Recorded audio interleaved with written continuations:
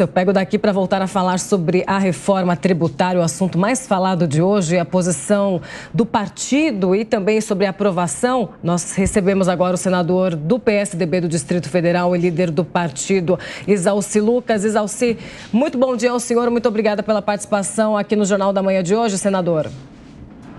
Eu que agradeço, essa oportunidade de a gente falar um pouco sobre a reforma tributária. Eu tenho acompanhado todas as reuniões feitas pelas frentes parlamentares. Ontem fiquei até 1h40 da manhã vendo a votação, mas é evidente que o Senado vai constituir agora um grupo de trabalho também. Vamos a pensar algumas PECs que estão tramitando e a gente vai analisar ponto a ponto, até porque muita coisa foi lançado à lei complementar. Então, por exemplo, a questão das alíquotas, nós vamos ter que definir, e o ideal é que a gente aprovasse a reforma tributária, mas já aprovando junto a lei complementar, porque se fala qual é a alíquota, não sabemos ainda, nós vamos agora no Senado propor essa alíquota, o que foi definido que haverá uma alíquota, haverá um grupo pagando apenas 40%, com 60% de desconto, e uma faixa também isenta, e também alguns tributos seletivos.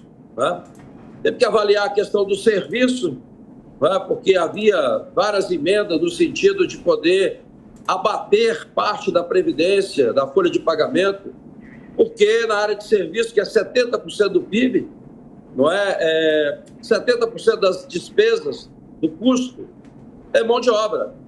Então, a gente tem que ter um cuidado muito especial. Eu sei que a questão da pequena e microempresa foi mantido, inclusive com a opção de ir para uma modalidade que não seja o simples, ou manter no simples, tem uma faixa aí que é possível fazer isso.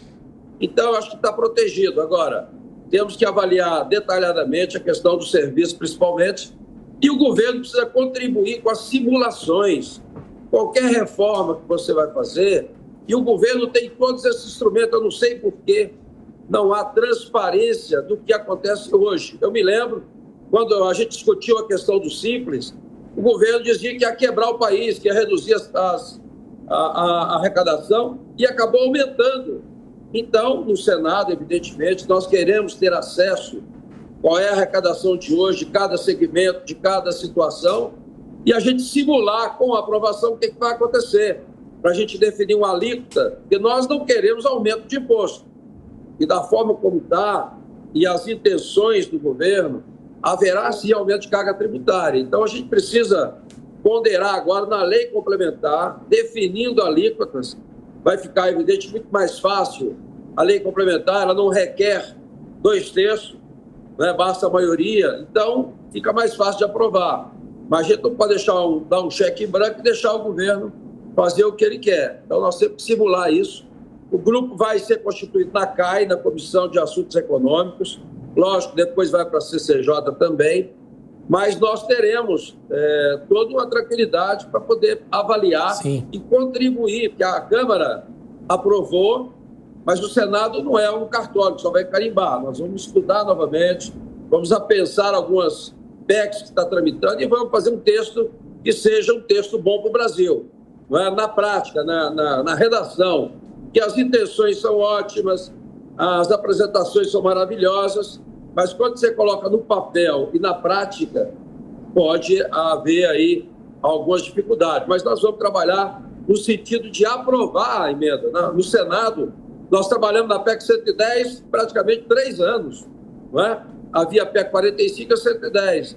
Agora, vamos ver detalhadamente cada artigo aprovado e vamos tentar contribuir o máximo possível, mas nós não queremos e não podemos aceitar aumentar a carga tributária, que já é imensa. E temos que simplificar, não tenha dúvida disso. Senador, eu peço um instante da atenção do senhor aqui conosco, o senador Isalci Lucas, o ministro da Fazenda, Fernando Haddad, mais uma vez falando com os jornalistas na porta do Ministério. Acompanhe.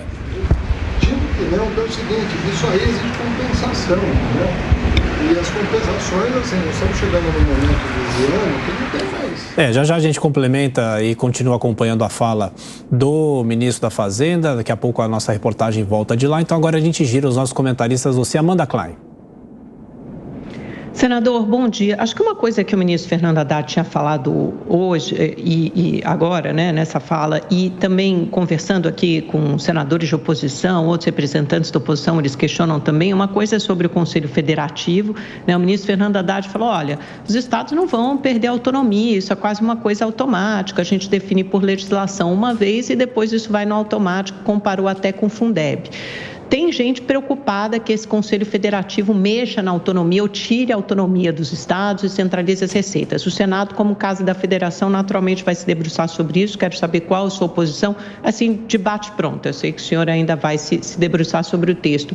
E também o senhor falou sobre o aumento de alíquota, que era outra preocupação, e muita gente reclama da pressa com a qual esse texto foi colocado para votar. A última versão saiu pouco tempo antes da votação. Primeiro é o seguinte, o pessoal fala da morosidade, mas nós temos 20 anos discutindo essa matéria.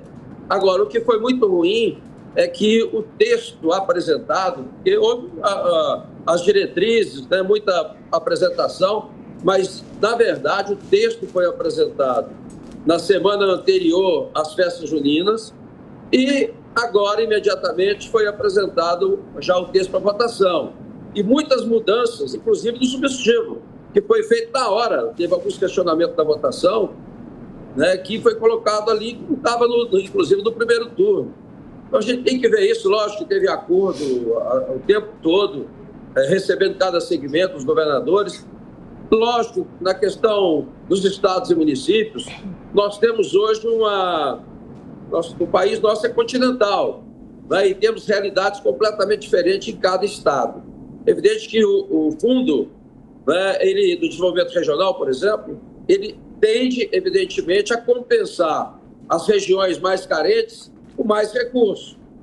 Agora, de fato, né, você mantendo o IVA, não é, o IBS, com a participação de Estado e município, onde existe um conselho, que hoje já é assim, tem o CONFAP, que é o Conselho de Secretário de Fazenda. Eles incluíram agora a representação dos municípios, que foi fundamental. E aí é evidente que nessas reuniões de definição da distribuição dos recursos, você tem a representação de todos. Agora, tem que ter muito cuidado para você não prejudicar aqueles estados que estão crescendo, que têm uma capacidade muito grande de crescimento e ter um retorno, né, diferenciado, proporcional à população, como é o que está sendo desenhado.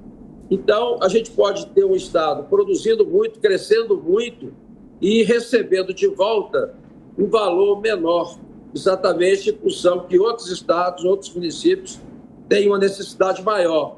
Então, é evidente que isso aí nós temos que aprofundar um pouco da discussão agora no Senado, e esse é o objetivo do Senado, é uma casa revisora, e nós temos que melhorar o texto. Agora, não dá para aprovar no escuro. Está se falando aí da votação maravilhosa, 300 e tantos votos, mas, ao mesmo tempo, liberando emenda. Então, é uma coisa assim que fica claro que muitas coisas que foram aprovadas não foi pelo mérito, mas foi pelas emendas. Então, essas questões do discurso, né, que a reforma está maravilhosa, se fosse maravilhosa, eu não precisaria liberar recurso nenhum agora. Lógico que eu sou a favor de defender as emendas individuais impositivas, né, também a bancada, mas não pode estar atrelado à aprovação de um determinado projeto. Isso demonstra que, se não tivesse liberado, o conteúdo não seria o mesmo. Não é? Sim. Então, essas questões é que me incomodam, né, de você anunciando, inclusive, praticamente agora, está tudo aprovado. Lógico que não. Isso vai passar pelo Senado, e o Senado tem que fazer o dever de casa, não é? Contribuindo realmente para melhorar o texto, para que não haja aumento de imposto, para que não inviabilize determinados segmentos, não é? E que simplifique. Não é possível viver num país de 88 para cá, da Constituição para cá, foram 174 mil normas entre Estado, município e União. Como acompanhar um modelo como esse? A gente fica vendo depoimentos de países que querem investir no Brasil, mas não entende absolutamente nada do que acontece aqui na questão tributária, né? E muito menos da segurança jurídica. Então, é isso que o Senado tem que fazer agora, de preferência já apresentar a lei complementar, definindo alíquotas, definindo os detalhes da reforma, para dar segurança. Porque todo mundo aprovou, bacana. Sim, mas e a alíquota? Suponhamos que seja 50%, e daí? Né? Ou 25%, ou 30%. Perfeito. Estamos aqui com o senador Isalci Lucas, do PSDB do Distrito Federal, falando sobre a aprovação da reforma tributária. Agora são 9h40. Senador, antes da pergunta do Alan Gani, que é nosso comentarista de economia, eu pergunto para o senhor o seguinte: segundo o texto, a fase de transição é uma fase de transição bastante longa, até 2033. Começa, claro, a implantação em 2026 e a transição vai até 2033. O senhor acha que o Senado pode acabar reduzindo esse período? Em 2 minutinhos, senador, por favor. Vamos conversar com os governadores, porque na prática o Senado é a casa da federação. Então é lá que se discute realmente as questões da federação. Então, lógico, a proposta inicial era 40 anos, né? Se chegou a falar em 70 anos, que é um negócio assim. Então eu acho que o prazo ficou razoável, porque de fato tem muita coisa que tem que ser ajustada, tem muitas concessões que foram feitas nesse período e que a gente tem que respeitar o direito adquirido, os contratos assinados, mas eu vejo um prazo razoável. Vamos discutir agora com os governadores se, de fato, esses prazos atendem todos os estados e municípios, ressalvando e resguardando, né, a questão do direito adquirido. Mas o senhor acha que tudo entra em vigor nesse período ou há uma antecipação de alguns itens que possam já começar a valer antes desse período de 2033? Eu acho que eles vão apressar a aplicação, né? Pode ser que até aconteça antes do prazo, mas tem alguns impostos, contribuições, né, e algum incentivo que foi dado, né, uma tributação que foi feita diferenciada, que essas devem demorar um pouco mais, exatamente porque tem que obedecer o prazo já de contrato. Mas a tendência é os estados começarem a adotar imediatamente, né, buscando antecipar realmente a reforma. Pois é, você que está acompanhando aqui a Jovem Pan, para você que não viu, já praticamente de madrugada, a Câmara dos Deputados aprovou a reforma tributária já nas 2 votações regimentais. Inclusive, nós acompanhamos já o avanço da madrugada, esta aprovação, e agora, mesmo entre um turno e outro, houve a aprovação, inclusive, dos destaques dessa reforma que a Câmara fez, e agora a matéria vai para o Senado. E a expectativa agora é de que essa discussão se dê no segundo semestre, porque o Congresso Nacional ainda vai trabalhar na semana que vem, e a expectativa na Câmara é de que haja ainda a aprovação, inclusive, do arcabouço fiscal e também do CARF, que são 2 medidas que o governo tentava aprovar ainda nessa semana, mas isso deve ficar para a semana que vem. Depois o Congresso sai de recesso e o Senado volta com essa discussão da reforma tributária, repito, já aprovada em 2 turnos na Câmara dos Deputados. Agora são 9h43. Repita. 9h43. Bom, voltando à nossa entrevista sobre a reforma tributária e a aprovação do texto, Alan Gani também faz a pergunta ao senador. Bom dia, senador. O senhor falou em aumento da carga tributária. Há uma ideia do quanto que vai ser este aumento? Há estudos nesse sentido? E quais seriam os impactos para a classe média e a população mais pobre? Olha, grande parte das preocupações foram amenizadas durante a votação. Por exemplo, a questão da cesta básica, né? Havia realmente o interesse de tributar a cesta básica e depois devolver os recursos. Então, isso era um problema sério, né? A questão do agro, né? Também houve algumas isenções que vai ficar na faixa 0, né? Com relação a alguns produtos.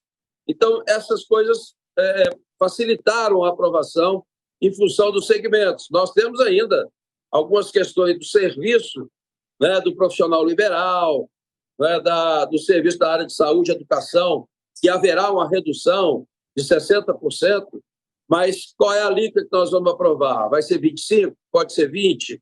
Então, por isso que nós vamos fazer essa simulação para não deixar haver aumento de carga tributária, né? Óbvio que alguém vai pagar essa conta, né? Mas tem que ser uma coisa compatível, não dá para pular de aumento de 200%, 180%, como estava no texto original. Então, essa discussão, esses detalhes, nós vamos discutir agora e já encaminhar, evidentemente, uma proposta de várias leis complementares que foram que não era matéria constitucional, né? Então vai ser jogado para lá. Então, essas definições das leis complementares é que talvez defina exatamente essa questão dos impostos, né? Se vai aumentar ou não. E aí nós vamos trabalhar para que não haja aumento, né? Na área de serviço você não pode falar em tributo sem compensar a questão da folha. Ora, se você não der o crédito da tributação obrigatória da folha, que chama contribuição, não tem condição, porque 70% das despesas é de pessoal, nas empresas terceirizadas, nos hospitais, nas escolas. Então, tem que ter, de fato, um tratamento diferenciado para que não haja muito aumento dessa área de serviço. Haverá, com certeza, algum aumento, mas não pode ser tão grande como estava no texto original. Senador Exalci Lucas, do PSDB, líder do partido lá no Distrito Federal, muito obrigada pela participação aqui no Jornal da Manhã de hoje, falando sobre a aprovação do texto da reforma tributária. A gente te aguarda mais vezes por aqui. Até. Eu agradeço.